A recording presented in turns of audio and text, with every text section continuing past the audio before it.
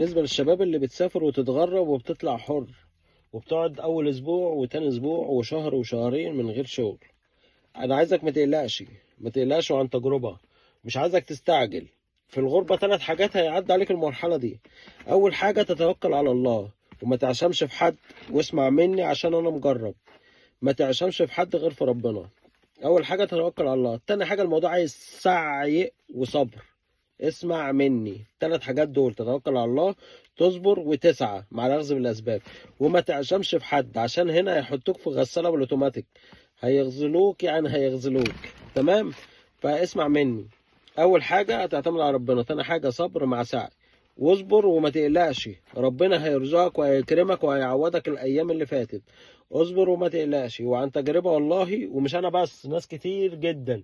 أيا يكن الدولة اللي أنت مسافرها، طالما طالع حر اهدى واصبر وما تستعجلش، ورزقك هيجيلك مع الصبر والسعي.